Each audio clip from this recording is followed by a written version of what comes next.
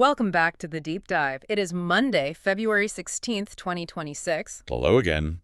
I hope you're settled in, because today we are not just traveling across the globe. I mean, from the Andes to Egypt to the middle of the Pacific Ocean, we are traveling into, well, some of the weirdest corners of the human imagination. It is quite the itinerary, and I have to say, looking at the stack of sources you've pulled for today, this might be one of the most culturally loaded topics we've ever tackled. It's a lot. It really is. Today's mission, our deep dive, is to unpack one of the most persistent, controversial, and frankly, absolutely massive alternative histories in pop culture. We are talking about the Ancient Astronaut Theory. Or as the academics call it, paleocontact. The idea that we are not alone, and maybe more importantly, that we have never been alone. Exactly. And I want to set the stage here for you because we have a mountain of material, seriously. We've got the biography of, the prophet of this movement, Erich von Däniken. EVD as he's known. Right.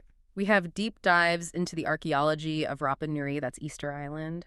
We have critiques from the Christian Research Institute, which is a fascinating angle. Mm-hmm. We also have pieces from skeptical humanists, and I even spent some time on some really intense threads from Reddit and Hanger One Publishing just to see what the modern believers are arguing right now, today. It's a diverse stack, for sure. And I think it's important to say right up front, we aren't just here to, dunk on a TV show or a popular theory. We're here to understand a phenomenon. Right. The hook here isn't just, did aliens build the pyramids? I mean, spoiler alert.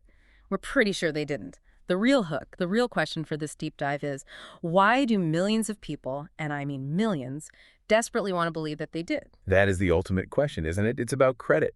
Who gets the credit for human history? And why are we, as a species, sometimes so eager to give that credit away to little green men? As we wade through this, there is this central tension I want us to keep in mind, which came up in the Continuity Quest readings. It's this idea that, is this theory a way for us to find a missing link in our own evolution, a way to connect the dots of our lonely existence? Or is it just a massive, slightly tragic misunderstanding of what our ancestors were actually capable of? That's the core conflict.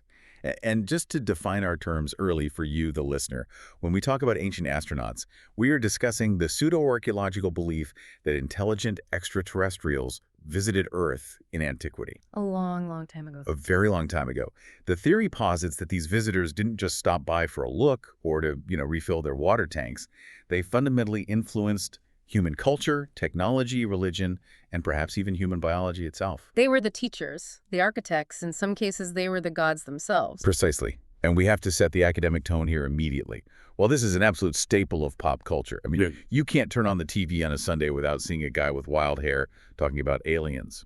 You know exactly who you mean. We all do.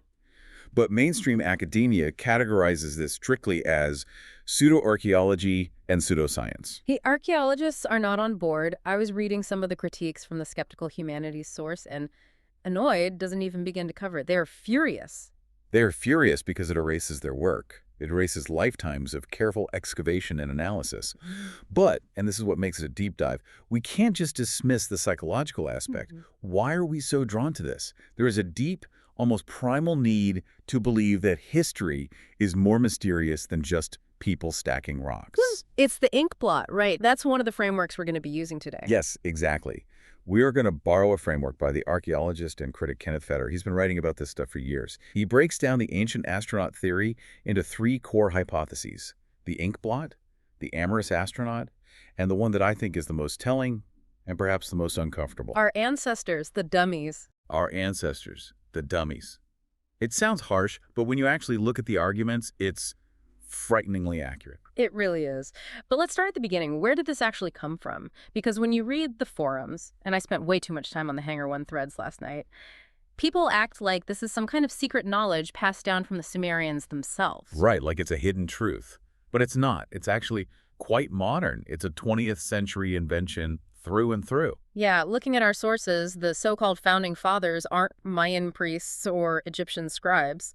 We've got Charles Fort in the early 1900s, who was this eccentric collector of stories about weird anomalies, frogs falling from the sky, strange lights, that kind of thing. The damn data, as he called it, the stuff science couldn't explain. Exactly. And then, maybe more importantly, we've got H.P. Lovecraft. Lovecraft is essential here. You can't understand the vibe of this theory without Lovecraft. He was writing fiction, cosmic horror fiction, about the great old ones, these ancient alien gods like Cthulhu who came to Earth billions of years ago. He never claimed it was real, though. Never. It was a literary device, but the texture of his stories, that feeling of ancient, non-human intelligence, of cosmic forces beyond our comprehension, that seeped into the cultural groundwater. It created a taste for it. But the real explosion, the Big Bang of this theory, that happens in the 1960s. And when you look at the timeline, it makes perfect sense. We are in the thick of the space race. Context is everything. In the late 60s, you have 2001, A Space Odyssey in theaters, which is literally about aliens jump-starting human evolution. You have Apollo 8 circling the moon on Christmas Eve. You have heart transplants. Technology was moving so fast that it felt like magic. Anything seemed possible. The cultural zeitgeist was primed for it. We were finally sending people to the stars, so it felt natural, almost inevitable to ask, well, did someone from the stars come here first? And crashing right into that moment comes the central figure of our story. The man who took this from fringe fiction to a global bestseller, Erich von Däniken. EV, the man, the myth, the hotelier. Let's unpack him a bit, because his backstory is wild, and frankly, it explains a lot about the theory's success. So, Erich von Däniken was a Swiss hotel manager. He wasn't an archaeologist. He wasn't a historian. He managed a hotel. His background was in hospitality, and I think that matters. In hospitality, the customer's always right. You give people what they want, and EVD knew how to sell a story that people wanted to buy. According to our sources, he wrote his seminal book, Chariots of the Gods, which came out in 1968 while he was working at a hotel in Davos, Switzerland. He was literally writing this manuscript late at night after the guests had gone to sleep. It paints a picture, doesn't it? A man surrounded by the mundane details of room service and ski tourists dreaming of galactic empires and starfaring gods. But here is where it gets really interesting and a little sketchy. Shortly after the book becomes this massive worldwide bestseller, EVD finds himself in some serious legal hot water. That is putting it mildly. He had a bit of a history with financial irregularities. A bit. He served time in prison for fraud and embezzlement. He had been falsifying hotel records to get huge loans. And get this, he actually wrote his second book, Gods from Outer Space, while he was sitting in a prison cell. Which is deeply, deeply ironic. He's writing about these godlike beings descending from the heavens to liberate humanity with their knowledge while he is physically locked in a cell for essentially lying about money. The optics are not great. Not at all. But despite the legal issues, or perhaps even aided by the notoriety of it all, we see the rise of what his critics called Dänikenitis. Dänikenitis. It sounds like a tropical disease. In the 1970s, it practically was. It was a cultural fever. You have to remember, this was the era of Watergate, of the Vietnam War. People didn't trust the government. They didn't trust the establishment. They certainly didn't trust the experts. So here comes this outsider, this hotel manager. And he's saying, the history books are lying to you. The priests are lying to you. The scientists are lying to you. But I've found the real truth. And it's out there, in the stars. It was the perfect storm. It was anti-establishment, it was exciting, and it was so accessible. You didn't need a PhD in archaeology to get it. You just needed to look at a picture and say, hey, that kind of looks like a helmet. Exactly. And EVD's methodology, if you can call it that, was very specific. He looked for two things: documentary gaps, places where history is silent or confusing, and out-of-place artifacts, or oparts. Things that shouldn't exist according to the standard historical timeline. Right. But we should also note, for the record, he wasn't really the first. He was heavily influenced by earlier French writers like Robert Chariots, and even by serious scientists like Carl Sagan and I.S. Shklovsky. Now, Sagan and Shklovsky had written theoretically about what paleocontact might look like. But Sagan was always careful. He was saying if and maybe, and let's speculate. Däniken took that speculation and presented it as fact. That's the crucial difference. Sagan was doing a thought experiment. Däniken was selling a new religion. And that brings us to the actual evidence he was selling. This leads us directly to that first category you mentioned, the Inkblot hypothesis. Right. Kenneth Fetter's Inkblot hypothesis. It's named after the Rorschach test, obviously. You show someone a random inkblot, and they tell you what they see, a butterfly, a monster, whatever. And what they see says more about them than about the ink. Exactly. Pareidolia is the scientific term for it. It's the brain's tendency to find meaningful patterns where none exist. We see faces in clouds. We see the man in the moon. In this case, you show a modern person, someone who grew up watching Star Trek and NASA launches an ancient carving. And what did they see? They see what they know. Because they live in a world of rockets and spacesuits and computer screens. That is what they see in the ancient art.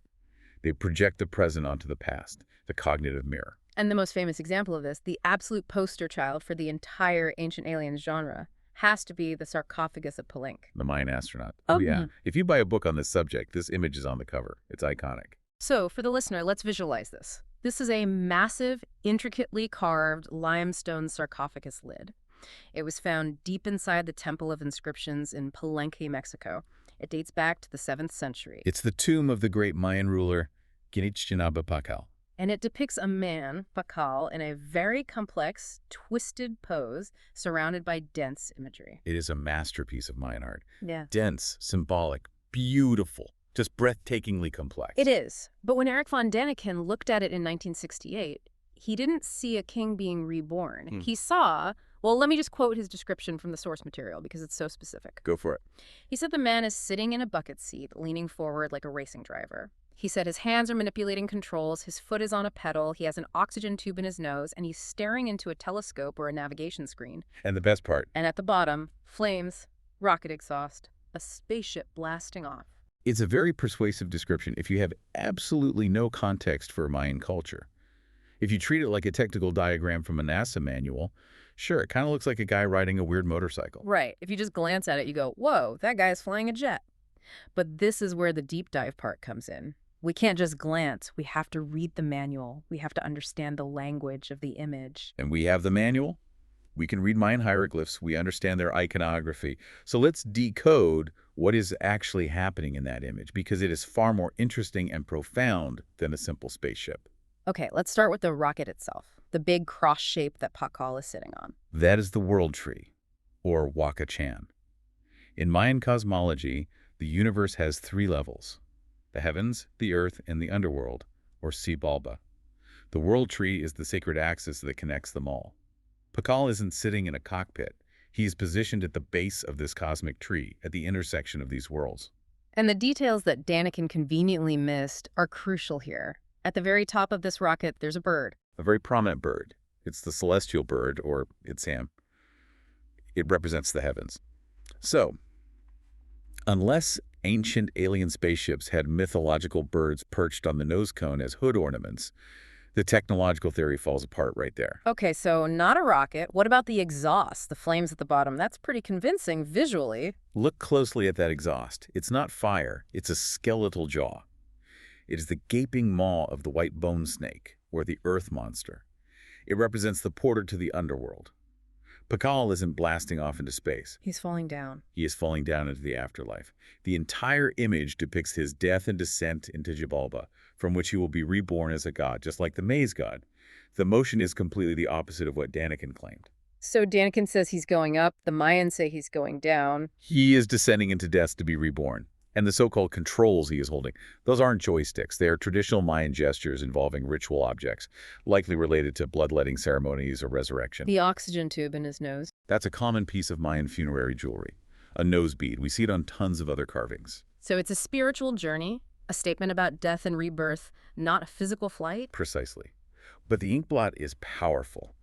Once you tell someone it's a rocket, it is very, very hard for them to unsee the rocket. It requires you to learn about Mayan theology and cosmology, which takes time and effort. The word rocket takes 1 second. It's the path of least resistance for the brain. It's the simpler, more exciting story. Okay, let's move to another famous inkblot, maybe the biggest one in the world, the Nazca Lines. Ah, yes. The geoglyphs of the Peruvian desert. These are fascinating, with or without aliens. For sure. For anyone who hasn't seen them, these are massive drawings etched into the desert, floor spiders, monkeys, hummingbirds, a lizard, and hundreds of perfectly straight geometric lines that run for miles and miles. And Däniken's claim here was pretty straightforward and bold. This is an airport. An airport for the gods. He argued that the long straight lines were landing strips for alien spacecraft. Because, why else would you clear a perfectly straight line in the desert? It's the first thing you think of if you think about airports a lot. Which, when you stop to think about it for more than 5 seconds, is fairly absurd. Okay, break that down. Why is it absurd? Well, think about the premise. You have a civilization capable of interstellar travel. They have crossed light years of empty space. They presumably have anti-gravity, vertical takeoff and landing capability, warp drives technology we can't even begin to dream of. Right. Why in the world would they need a clear dirt runway in the Peruvian desert to land? It's like flying an F-35 stealth fighter and demanding a gravel driveway to park it. It's a total mismatch of technology. Exactly. It's applying World War II aviation logic to an impossibly advanced alien race. It makes the aliens seem weirdly primitive and incompetent. And there's a famous oops moment in Däniken's analysis of Nazca that I love, which our sources point out. The bird knee. It's a classic. The bird knee. So there is a huge geoglyph of a bird, a condor, I think. Däniken looked at the leg and said, look, this zigzagging line here, this is a parking bay. He thought it was a separate structure for a smaller craft. But if you actually look at the full image from the air, which he claims to have done, it is clearly anatomically the bird's knee joint. It's just a stylized knee. He mistook a knee for a parking spot. That's a tough one to walk back. But let's look at the reality, because the sources from Indigo magazine and Wikipedia give us the actual science. And it involves a really cool woman named Maria Rika. Maria Rika is a legend in this field, a true hero of archaeology. She was a German mathematician who basically dedicated her entire life to these lines. She moved to Peru and lived in a tiny hut near the desert. For decades. For decades. Yeah. And for all that time, she walked the lines with a broom. Yes. She would literally sweep them clean. She cleared the stones to preserve the lines. She protected them from tourists and cars. She was a guardian of the lines. Yeah. And her conclusion, based on decades of painstaking measurement, was that these lines had astronomical and calendar functions. They were a giant open-air calendar, a textbook in the sand. Some of them pointed to the rising of certain stars at specific times of the year, or to the solstice. They marked the passage of time for agriculture. But there's also the water theory, which I find even more compelling. Right, the Kawachi excavations mentioned in the source material. This is one of the driest places on Earth. Yeah. Water is everything. The archaeological evidence, especially from people like Italian archaeologist Giuseppe Orefici, suggests these lines were ritual pathways. People didn't look at them from the air, they walked on them. So they were roads. Processional roads. They were sacred paths used during ceremonies to pray for water. The straight lines often point directly to water sources or to the mountain peaks in the Andes where rain clouds gather. So instead of aliens landing, it was humans walking and praying for rain. A much more powerful and poignant human story, I think. But wait, Däniken's big counter-argument was always, how did they make them so big and so perfect? How did they make the pictures so accurate if they couldn't see them from the sky? That's the supposed mystery of the construction. But it's not a mystery. Orefici and others have solved this. It's a technique called enlargement. How does that work? It's simple, brilliant geometry. You draw a small design, say a spider, on a small plot of ground or on a piece of cloth. Then you use a center point, a rope, and stakes. You can scale up any drawing using basic ratios and triangulation. We have found the stakes. We have found the remains of the ropes. It doesn't require lasers or alien GPS. It requires high school math, manpower, and a lot of patience. So again, we are underestimating them. We assume because they didn't have drones and satellites, they couldn't possibly make big pictures. Exactly. And that leads us directly into the second hypothesis, and frankly, the one that makes me the most uncomfortable. Federer calls it our ancestors, the dummies. Yeah. This is where we pivot from misinterpreting art to outright underestimating human intelligence. And this is where the theory stops being just fun speculation and starts getting a little corrosive and ugly. It does. The core argument of our ancestors, the dummies, is devastatingly simple. That building is too big, that stone is too heavy, ancient people were primitive savages, therefore they couldn't have done it. They needed help from off-world. And notice who gets targeted by this argument. The sources, especially from skeptical humanities, really hammer this home. It is undeniable when you look at the pattern. You rarely hear people say the Parthenon in Athens was built by aliens. You don't hear people saying the Colosseum in Rome was an alien structure, or that the great medieval cathedrals in Europe were built using anti-gravity. No, we just accept that the Romans and Greeks and medieval Europeans were brilliant engineers. Exactly. We accept that our European ancestors were capable of genius. But when we look at the Maya, the Egyptians, the Rapa Nui on Easter Island, the builders of Great Zimbabwe, suddenly the narrative shifts. Suddenly it's impossible. It's a double standard. It's a massive double standard. And the critics argue there is a clear undercurrent of ethnocentrism, or even outright racism, in the Ancient Astronaut Theory.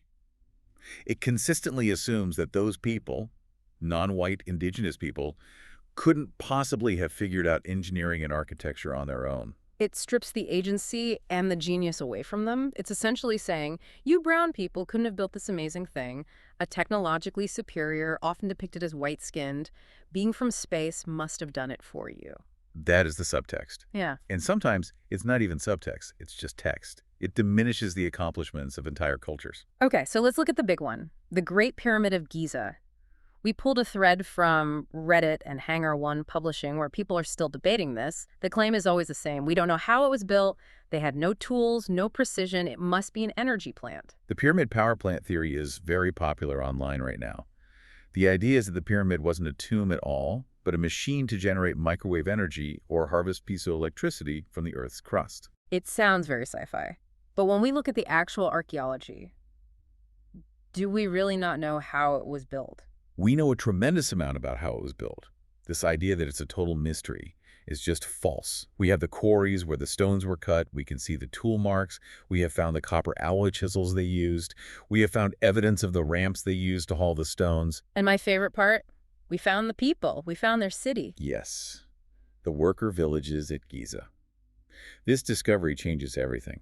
For a long time, the popular image was that it was built by slaves, like in the movies. But the archaeology at Giza shows a massive, well-organized city for a skilled labor force. So they were workers, not slaves. They were paid workers. We've found their bakeries, we found their breweries. They were paid in bread and beer. That was the standard ration. Pretty good deal. It was. And we have found their skeletons in their cemeteries. And this is crucial. The skeletons show signs of heavy labor, yes, compressed spines and arthritis, but they also show signs of excellent medical care. We have found bones that were broken and then perfectly set. We have evidence of amputations where the patient survived for years afterward. These people were receiving state-sponsored health care. They were valued. This was a national project. Aliens don't usually set up microbreweries and orthopedic clinics for their workforce. This was a human project from top to bottom. It was the Apollo program of ancient Egypt. It took the entire resource base of the civilization. To say aliens zapped it into existence with a laser is just... it's an insult. It is. It's an insult to the memory of the thousands of Egyptians who lived and died to build it. There's another one that comes up all the time in this dummies category, the Iron Pillar of Delhi. Ah, yes. The famous rust-free pillar. So this is a 23-foot iron column in India, roughly 1,600 years old. And the claim is it hasn't rusted. So Däniken and others claimed this was impossible. They said it must be an alien alloy because ancient Indians couldn't possibly make stainless steel. The reality, of course, is chemistry and climate. The pillar is made of wrought iron, but it has a very high phosphorus content. Phosphorus? Yes. The ancient smiths, through their particular process, didn't add lime to the slag, which by chance kept the phosphorus in the iron. In the Delhi climate, which cycles between wet and dry, this phosphorus on the surface reacts with the atmosphere to create a protective passive film, a thin layer of a compound called mesowite that seals the iron off from oxygen. It protects itself. So it's not alien magic. It's brilliant, if perhaps accidental, metallurgy. It's a masterpiece of ancient Indian engineering. And Däniken actually admitted he was wrong about this one, didn't he?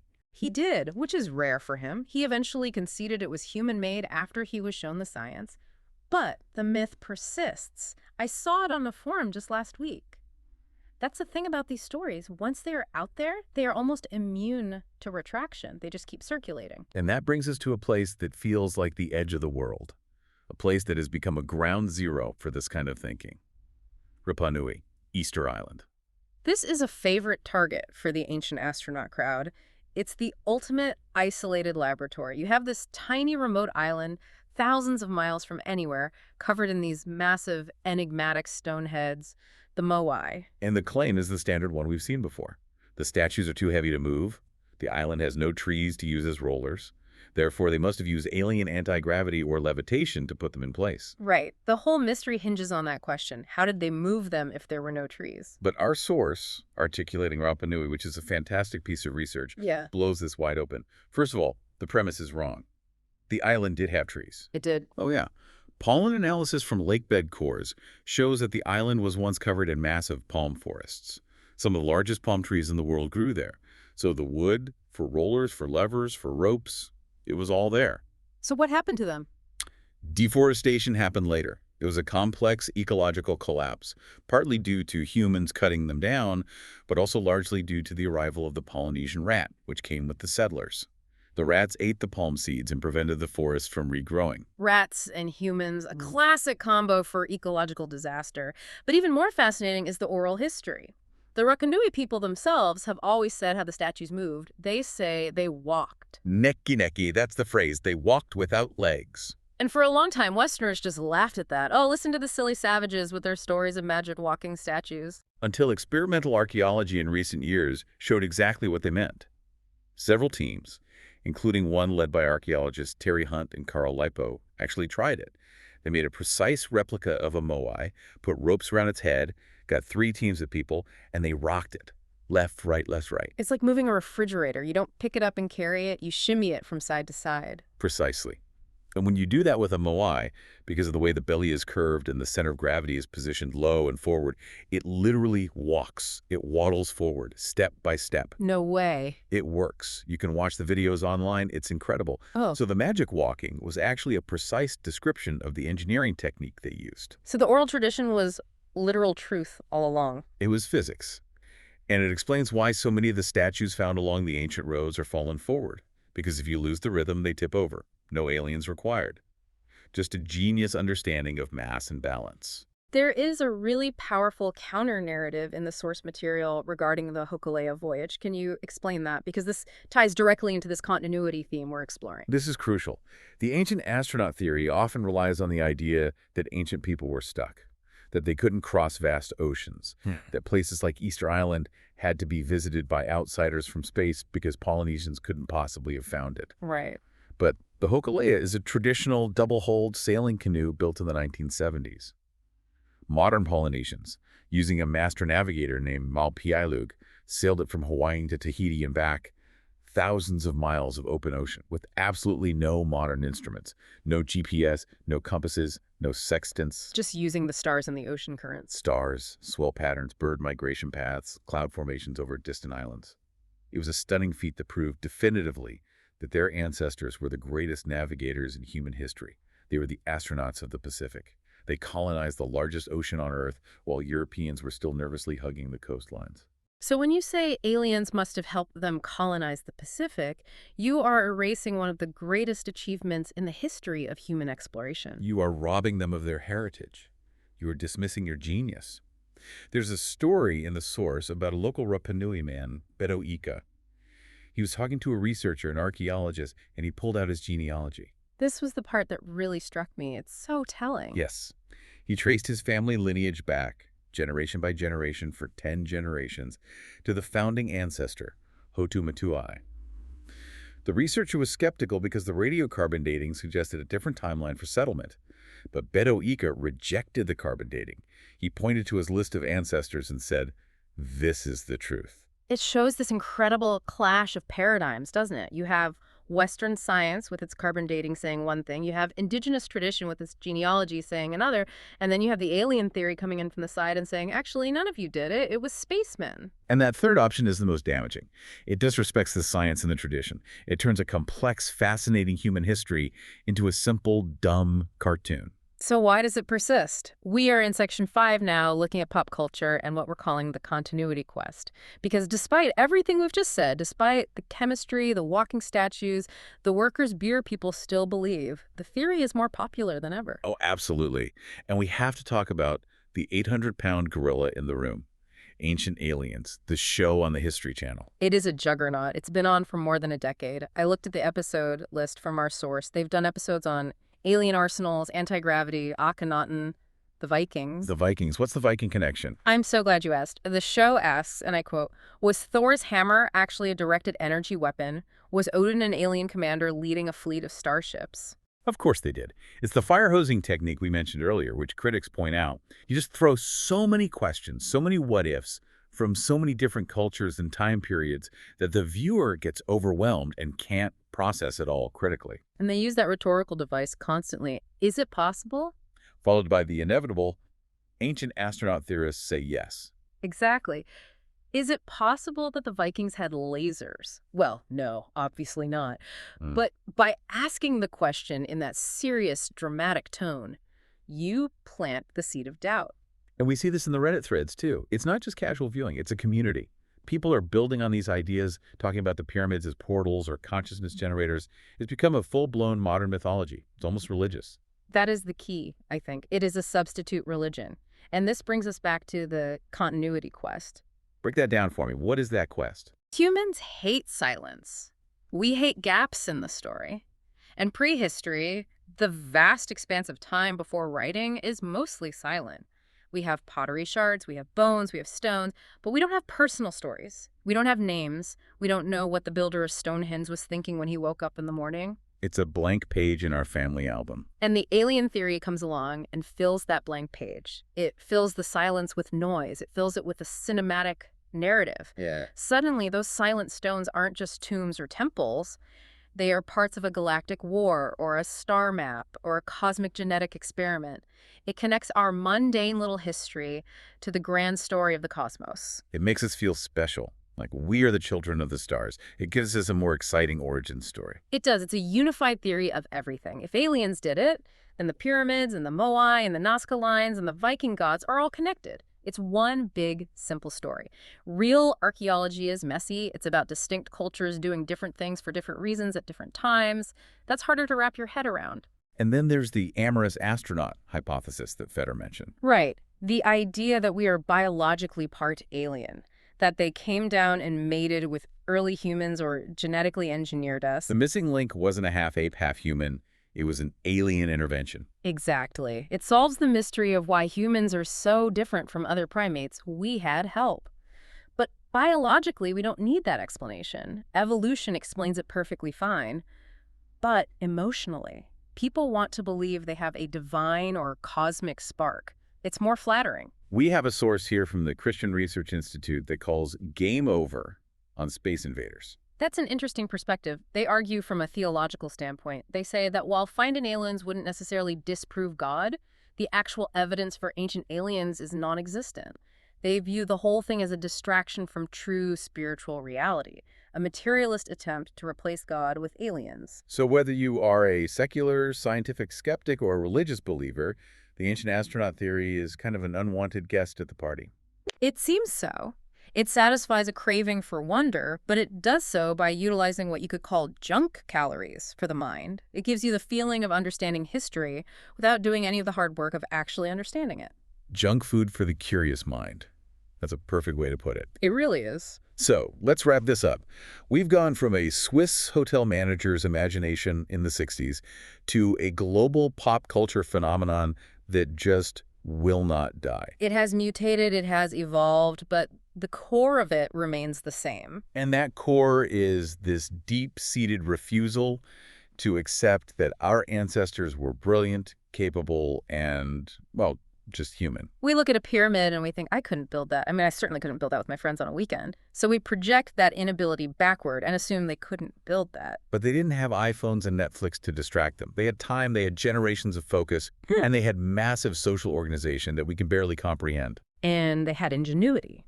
That is the real miracle here. The miracle isn't that aliens came down and helped us. The miracle is that a bunch of hairless apes figured out how to stack stones 480 feet high using nothing but copper chisels, ropes, water, and geometry. That is awe-inspiring. True. It is, and it connects us to them. It creates a continuity of human genius. If we give the credit to aliens, we break that chain. We make ourselves orphans of history. That's a powerful thought. When you look at the Moai on Easter Island, don't see a space god's handiwork. See a Rapa Nui engineer figuring out the center of gravity to make a 50-ton statue walk. See the human mind at work. Exactly. So here's the final thought for you, the listener. We've debunked the aliens, we've given the credit back to the humans who earned it, but this obsession with help from above, does it say something not just about our past, but about our future? That's the question I want to leave hanging. If we refuse to believe that our ancestors could achieve greatness-building civilizations from scratch, navigating the largest ocean on Earth, without extraterrestrial help, what does that say about our confidence in ourselves right now? Oh, that's good. That's a sharp point. We face massive species-level problems. Climate change, energy crises, resource management. If we fundamentally believe that humans are too stupid or too primitive to solve big problems in the past, Do we secretly believe we need aliens to come and save us from the problems of the future? Are we waiting for the saucers to come back and fix the climate for us? Maybe we are. It's a comforting thought, isn't it, that Mom and Dad will come back from the stars and clean up our messy room. But the evidence suggests they aren't coming. No! We are the architects. We are the engineers. We always have been. And we have to solve this ourselves, just like the Rapa Nui solved the Moai, and the Egyptians solved the pyramids, and the Polynesians solved the Pacific. On that note, thank you for diving deep with us. Keep looking up, but don't forget to look down at the evidence right in front of you. See you next time.